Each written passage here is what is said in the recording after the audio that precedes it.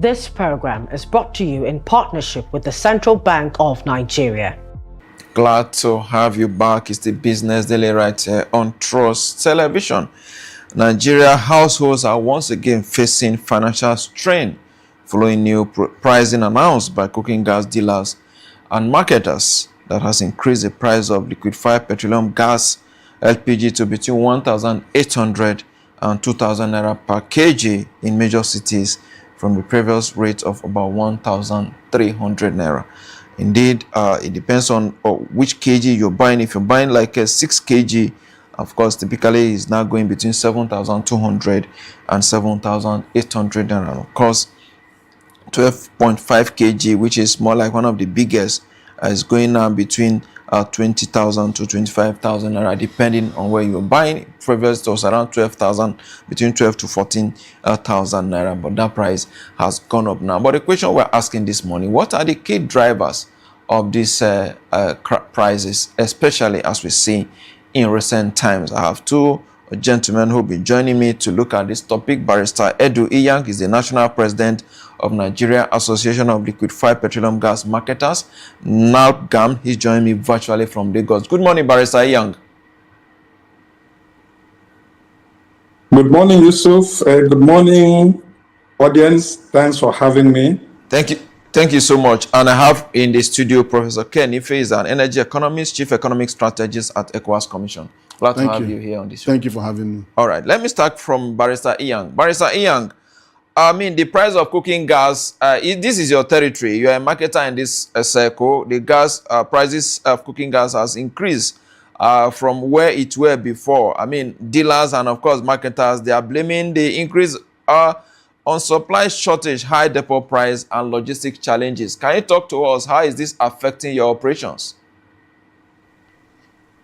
Thank you very much for that question.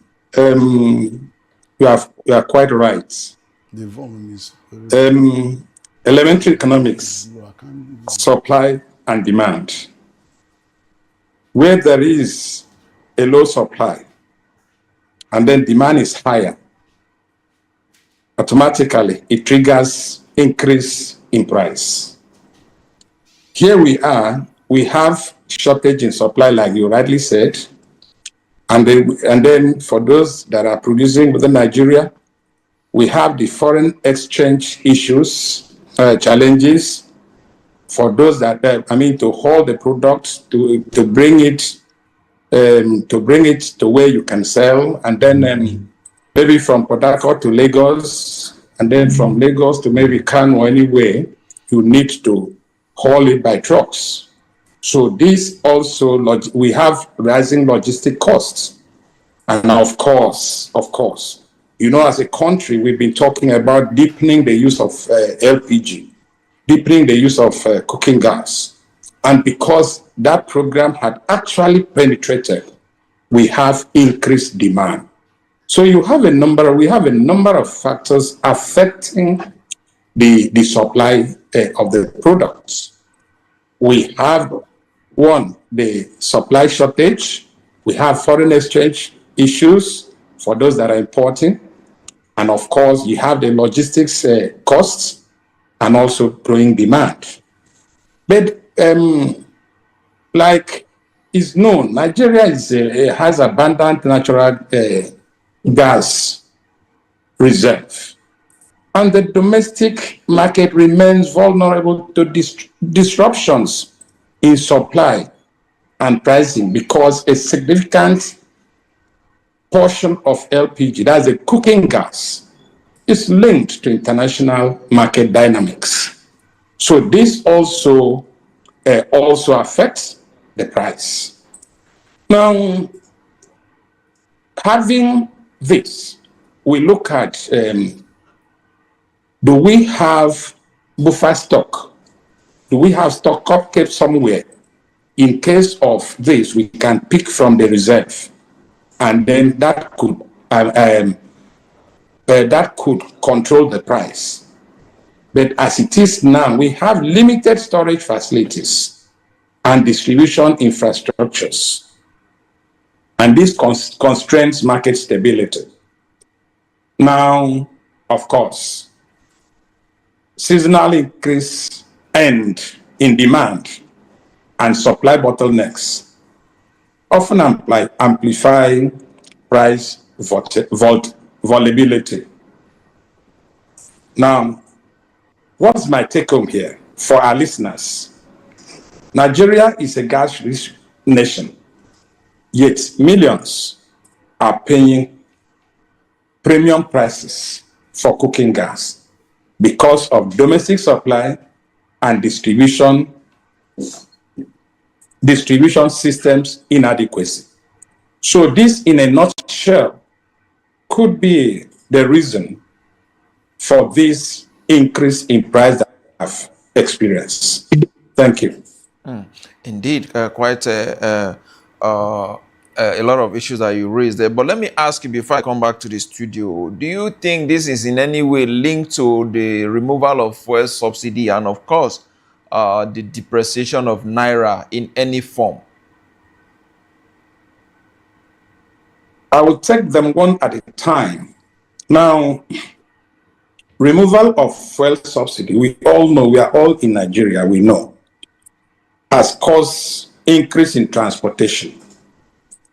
So, since the product, LPG, is hauled into the hinterland through trucks and what have you, this has seriously affected the price of cooking gas.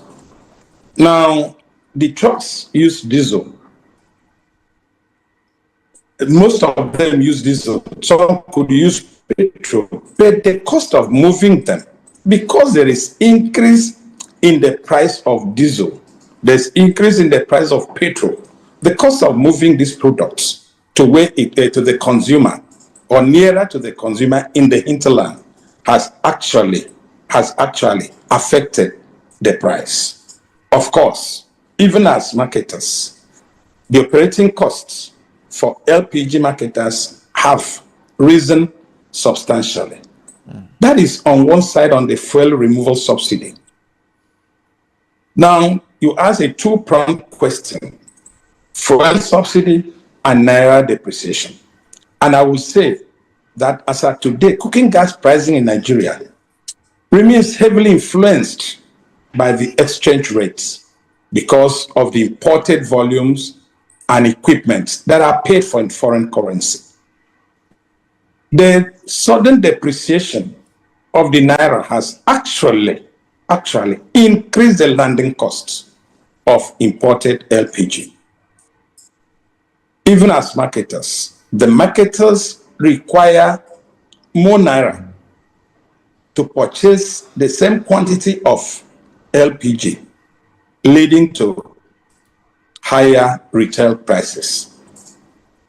But my key point here, my key message here is the weakening Naira and rising transportation costs have equally become major contributors to the escalating price of cooking gas.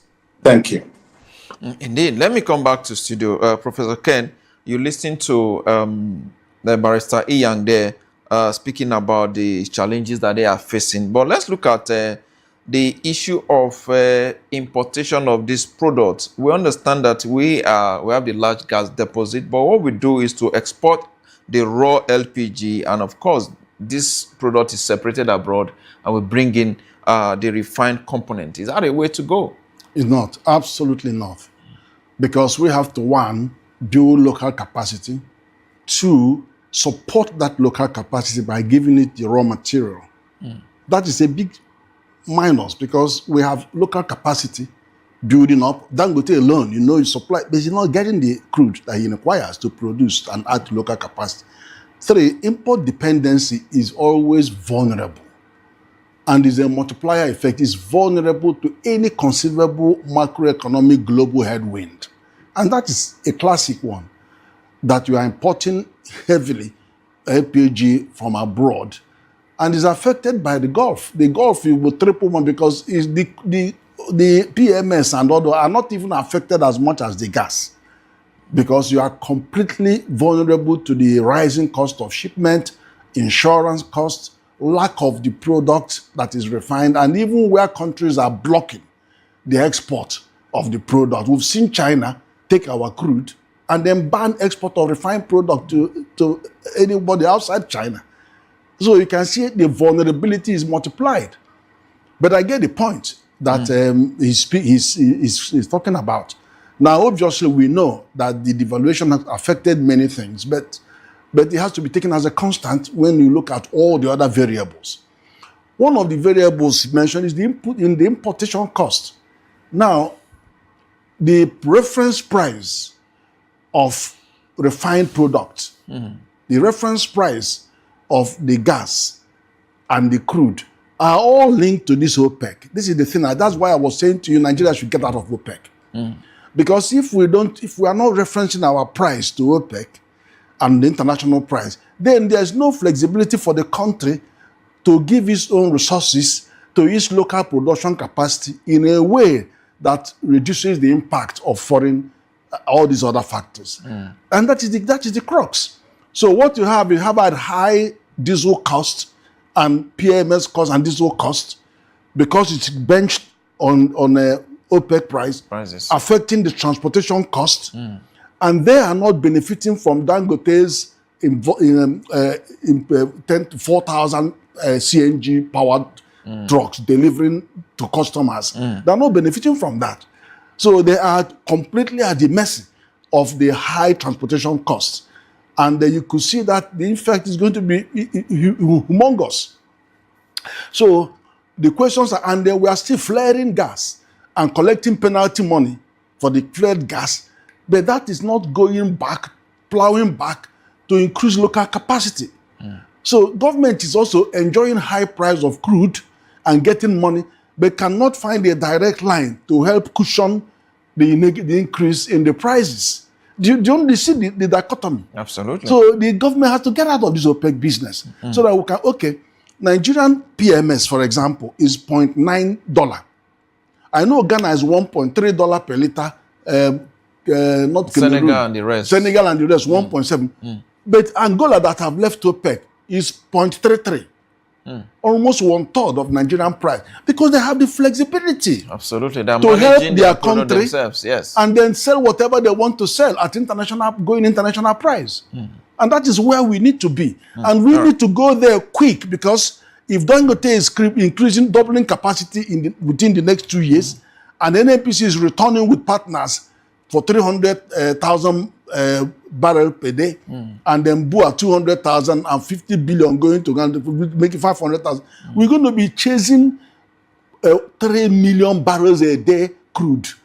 And then you have OPEC sitting up there and telling you can't do this, you can't do that. No. Because OPEC is not relevant to what we are facing today. We are facing refining sovereignty. Prof, is there any consequences in leaving OPEC? There's no consequence. Honestly, UAE has left. What consequence? It's just the gang up of prices that for those who are primarily exporting crude. We're not primarily, in fact, the law we have been asking the president to sign that has been sitting there for 9 months is mandatory 30% value addition. Mandatory. Ghana is doing 50%. ECOWAS, over the last 10 years, 30%. Africa Continental Free Trade says 40%. So why hasn't Nigeria implemented? The people who are sending non-oil products export, giving you $6.1 billion, if we do 30% value addition, that money will become $20 billion. So what should government do? Government should subsidize production. Help them, remove all the duties on any equipment that will process raw material, whether it is oil, solid mineral, remove all that. Even solar, remove all that so that we can process, and then you can deliver that value to the people and create the jobs. And not exporting raw material. When you export LNG, you are exporting raw material and you are exporting our jobs. And when you are exporting the jobs, you are importing poverty. And that is unacceptable. It's just unacceptable. And then look at the people who are suffering now. The entire LPG value chain are suffering. And then you've seen a company like NNPC come to tell you that they have, last resort. What last resort? Go and build strategic gas reserves. Go and build strategic fuel reserves and crude reserves, so we know that you are a supplier of last resort. They're not supplier of any last resort. It's just a trader. All right. All right, Prof. Let me go to Barrister Iyang again. Barrister Iyang, there is more like a contradiction because the price of cooking gas is going up despite higher domestic supply. How can you justify that? Thank you. Thank you very much. Thank you for that. Like I said at the beginning, the truth is that there is supply, but the increase in demand exceeds supply. Now, as we speak today, the usage of LPG, that's cooking gas, for other things. Now, back to the basics. The rise or the increase in petrol and diesel costs has actually pushed many households and businesses to seek alternative energy source. Now, small restaurants, small businesses, bakeries, households increasingly use LPG, power generators, and gas engines. This is far cheaper than buying fuel or diesel for the generator. At the level of the plant operations, you see many of them getting to use gas to power their operations, because electricity, as you well know, is actually not active. Yes, there are many places, like for the past how many years, there is no touch of electricity of any kind. So the man will not shut down his business. He has to power it. And what's the best way? They go to gas. And that should be like a transition to solar, as it should be. Now, this emerging non-cooking demand has significantly, we are now not talking of using LPG for cooking now. We are looking at using to run generators, using it to run engines. I mean, so many, because it's cheaper if you look at it. But now the price of LPG now is going higher. And maybe we may now turn those people back to using diesel. But all these demands, all these alternative usage puts pressure on the LPG that is supplied. Now, I can say that the usage, the demand has far exceeded the supply as at today. And that is the reason for the issue of excess supply over demand, which gives rise to this scarcity. And before I land, let me actually thank Prof. When I was talking before, the first question I answered, I mentioned that as a country, we need to have places we do buffer stock to take care of situations like this. Once we are there, it could be used to manage vulnerability in prices. But once this is not there, we run into this issue of, the product is not there and it's nowhere to be found. Most of the refineries do go for maintenance.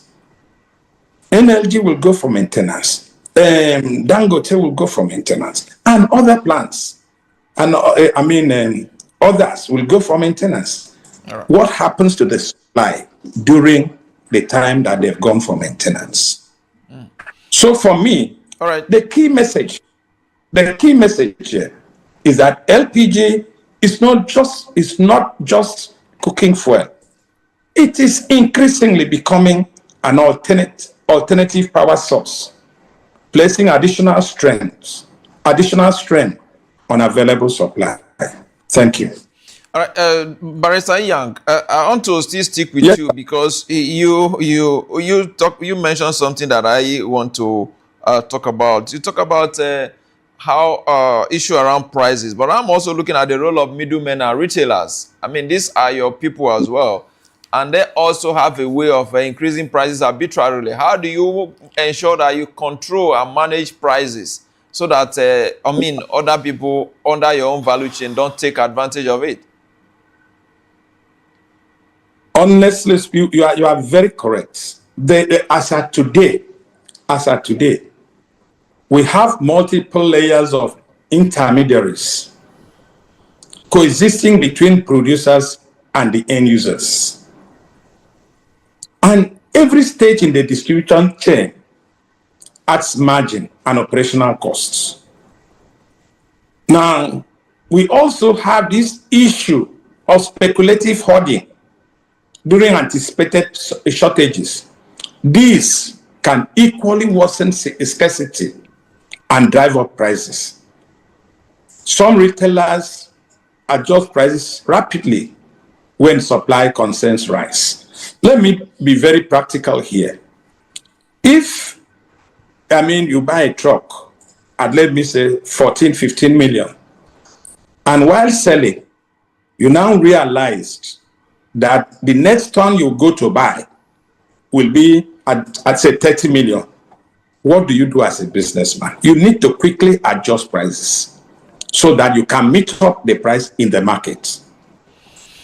And as an association, we are pushing to see how best we can be players in this sector, not just in the selling, but have a level, because the association is a link between the depot owners and the ultimate consumer. You can go to the filling plant, you buy, even if it's 1 kg. But if as an association we are playing along, we could eliminate at least one level of this intermediary. So what's my key message here? The longer the distribution chain, the higher the cost ultimately borne by the consumers. So as an association, we are exploring this option of being players too. Outside, being in our individual capacities, being the marketers, how we can also go to the depots and get maybe offtake and sell to members. Thank you very much. Yeah, indeed. Let me come back to the studio. Prof, let's look at another. You talk about the middlemen and how they are influencing the market. But before we talk about infrastructure, let me hear your view with regards to the impact of middlemen in this industry. If you come to fuel, Dangote said, I'll do 10,000 trucks, CNG, stay where you are, I'll deliver to you without increasing price. You should have that structure in the gas. Why? How would you do that? NMPC can say, okay, it's either you build reserves, gas reserve, or have gas depot, okay? Currently, if you are moving compressed gas is like, about 6 to 8 times less lighter gas. Like, you compress the gas about 6 to 8 times. But if you are using liquefied gas, it's about 40 times. So you are saying one truck will carry the equivalent of 10 to 8 trucks or 6 to 8 trucks. So, but you need a special kind of vessel, which is called cryogenic vessel. So when those vessels are going, those tankers, you will see something like ice surrounding it because it has to be transported at minus 25 degrees centigrade. You're going to have to invest on that so that one truck will move the equivalent of 8 trucks to the destination where you will decompress. And then local last mile deliveries can now be done. That is an infrastructure that they should put money on and not just keep importing. Just create efficient logistics and transport network based on some kind of depot and reserves and the moving vehicles infrastructure. That is what brings the price down for retailers. You can't tell retailers to run a truck that has increased the price threefold and they come and sell it to you below their cost. This is not possible.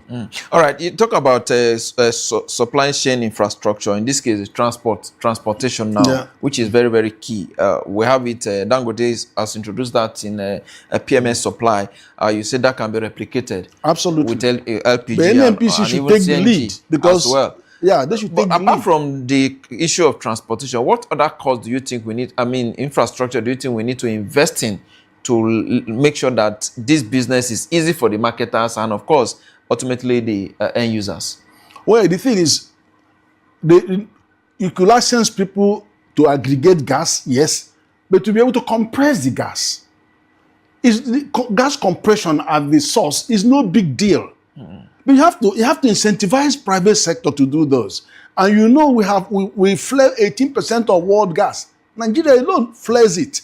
So why don't you deliberate policy to incentivize small businesses to go at the whole and then compress, and then it enters into the chain. So you now reduce the import of those, and where you have sufficient volume, you can introduce liquefaction to be able to compress it to liquid. Because when you compress, and it goes into liquid to about minus 25 degrees, you achieve that 40% compression, and then you now look for the vessel to transport it. That's an infrastructure. So that vessel will now carry it with all the eyes on it, and then it gets to the other end, and you decompress and put in a storage depot. People will now deliver from there. It's not rocket science. Indeed. And then also, I said we must get out of OPEC. This thing is so annoying. It is. All right, Prof. Let's also look at the impact or the role of Dangote Refinery and government policies as well. Do you think with the coming of Dangote Refinery, things are meant to be, in a way, easy across all sectors that are connected to energy? Without a doubt, because it has a capacity that should kiss goodbye to import dependency in petroleum products, refined petroleum products. And we have no business with those anymore, but it's just that he's not getting enough of the crude. Kayari has securitized for almost 5 years a good portion of our crude to Afrexim Bank and collected $3.5 billion. And then nobody's even querying him and all that stuff. And that's what we're living with. And then you have this kind of situation where we are struggling to give allocation to the producers that have the capacity to process. And then NNPC is less than frank about the 5,000 barrels a day granted to it by OPEC. You ask them, they say they don't know about that, forget that. All that, forget that. And then we're just hurting ourselves and hurting the customers, hurting the entire supply chain by disinvesting people who would want to put their money in making sure that they can meet the demand. And as the president is saying, it is true. More people, not only that the population is growing phenomenally, but other users of LPG are coming on board because we cannot get NEPA. You can't get them. And then we want to process, we want to add value. We can get power to do those. So whatever is available, they go in. And that is the impact. It's skyrocketing. All right. Let me bring in Barrister Iyang. Barrister Iyang, Dangote Refinery has been strong in terms of crude production and all of that. They are taking over more like the energy market. Talk to us about how is it impacting on your own operations and, of course, government policies as well. Is it in any way affecting your businesses? Okay, thank you very much. Like Prof rightly said, I mean, we all know that Dangote Refinery coming into existence, starting production, has the potential to significantly increase LPG availability. Now, increase in local supply will, of course, reduce dependence on imports and ease the pressure on foreign exchange. And then stable and transparent supply arrangements could help moderate price volatility. Will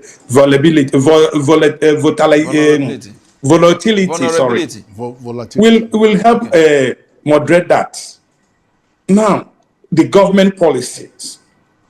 Now, prioritizing domestic LPG obligations, the government should, as a matter of fact, ensure that they prioritize domestic LPG supply obligation. How? Now, they could direct somehow that a certain percentage of what is produced should be given. The local market should be satisfied first before you go outside. Yes. It will be cheaper to do that. If we do that, instead of taking it out and then we are suffering here. Like I said earlier again, we should also government should look at, Prof rightly said too, expanding storage and distribution infrastructure. And then, in case there is need to go outside, then there should be improved access to foreign exchange for critical imports. Prof had mentioned in the course of talking, while he was speaking, that taxes should be removed, which I know at a point there was that policy by government. Now, there should also be fiscal incentives. There should be fiscal incentives for LPG investments. Now, supporting gas-producing facilities and domestic value addition. Okay. Government should look at reducing regulatory bottlenecks and multiple taxes across the value chain. Now, my key message here. The long-term solution lies not only in increasing production, but in creating policies that guarantee affordable and reliable LPG access to the Nigerian households. Thank you. Indeed. Prof, you want to jump in on that? Yeah, I think I like what he said, because I will join the lobby to say to Dangote, look, we are now giving you the full complement of the crude that you need for your production. But please, we want at least 10% of your production, or 15% or 20% to be allocated to LPG. Do you understand? So that, because if you don't give him what he is requesting and he's importing crude, you cannot tell him to focus that crude on LPG if he's going to make more money from selling aviation fuel from what he imported. But if we are giving him the 650 or more, we have a leg to stand on to say, wait a minute, LPG consumption is about 15% of the downstream consumption. If you look at PMS, look at diesel, look at that, I can join the lobby and say, please, you need to prioritize this in relation to the impact in the economy. So, and then if he agrees, the next question is, please, can you help us on infrastructure rollout using cryogenic vessels? And then you will see that you don't even need to tell him. Because if he's offering 10,000 trucks to do the petrol, how much more? Do you understand? He can consign 200 cryogenic vessels to do this. And then bring every state. So it's not rocket science. He will do it. You don't even need to ask him. All right. Of course, with all of this now, the major, the people that are actually faced with the challenges are the end users at this point. These are the people who are speaking for. How do you think we can ameliorate, reduce their pain now in this regard? What should we suggest? Cooking gas prices going up from 14,000 to 22,000. And of course, if you're talking about 3 kg moving from 7,000, 6 kg, I beg your pardon, between 7,500 to 7,800. This is going beyond the reach of the common man. Well, I think in summary, both what I have said and what Barrister has said add up together to answer this question. For you to deal decisively with the supply chain logistics, we need to make sure that we are in a position to influence those. And that is when you increase local productivity, because based on the imported is already carrying imported inflation in price and all of that, and is subject to foreign exchange. You're going to remove all of those factors if local production is prioritized. And then we're now saying to the person who has the capacity to make that investment, come on, you're going to give us more. And then you go to now be more responsive to what the prices are going to be on the tail end. And he's going to say, okay, since I'm doing 10,000 trucks, CNG trucks to deliver this, okay, I can actually do 1,000 trucks cryogenic vessels to deliver this to this. Everybody in your state, stay there. I'm bringing your gas. So, I mean, it's not rocket science. Dangote will do that. Give him what he needs, and we will stop all this pain and shenanigans going on with consumers. Barrister Young, is that a way forward for you? Yeah. Honestly, like Prof said, we are looking at it, and then we are also pushing that this be done so that Nigerians will feel the impact of government and investment. Definitely, local production will be cheaper than the imported ones. Because if you import, you are putting all the other costs, insurance, freight, and all that. But if it is within, yes, you may add what all those ones, but it cannot be as high. Don't forget, in importing, you are already getting a product that the producers have sold and made their profits. So we need really government, producers, all the major stakeholders. I can see Prof as somebody that should be able to join in the shout. He has already offered himself. He didn't say whether I will charge for his service. The Prof is offering to join in the lobby to ensure that we see gas and we use it at a reasonable price. Thank you. Barrister Young, before I let you go, are you in any way, advocating for subsidy on gas? The LPG especially. Well, the subsidy is the government, as at today, says, we were all there, we heard it all, no subsidy. Saying that will be like trying to untwist, and I'm not an apostle of that. What I'm saying, what the association is eager, is let us use the local things we have. We have natural gas. Let us see how we can use it to make life better for Nigerians. This is God's given. All right. So we don't need to go back to subsidy. I'm not saying, I'm not advocating for that. But let these kind of openings be made. Is to look at, you produce 10 today, 100, whatever. How many are you giving to the local market? That is the kind of thing. Right. It doesn't start with Dangote. LNG has been there for us and other producers. The regulators should start looking into the books and seeing what quantity is given to the local market and what quantity is taken out, so that we could also see the benefits. Like I said, middlemen we should look at a way of letting those of us, like the association, come to play a part in distributing this product. Thank you very much. Mr. Young, Barrister Young, yes. Let me come back to the studio. Let me give Prof 30 seconds. You way forward. Look, I think we cannot let the LNG out through no, we can't let it out. The LNG should have a dedicated train for local LPG production. All right. They already have train 7.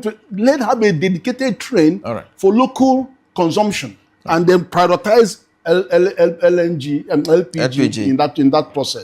Thank you so much. And go ahead with the infrastructure required to deliver. Thank you so much, gentlemen. We are totally out of time. Barrister Edu Iyang, National President, Nigeria Association of Liquefied Petroleum Gas Marketers, NAPGAM. Thank you so much for your time speaking to us all day from Lagos. Of course, Professor Ken Ife, Energy Economist, Chief Economic Strategy at ECOWAS Commission. Thank you so much for your time. We appreciate your time. Thank you very much. All right, with that, it's a wrap on the show today. We'll be back here again tomorrow. I am Yusuf Akobu. This program is brought to you in partnership with the Central Bank of Nigeria.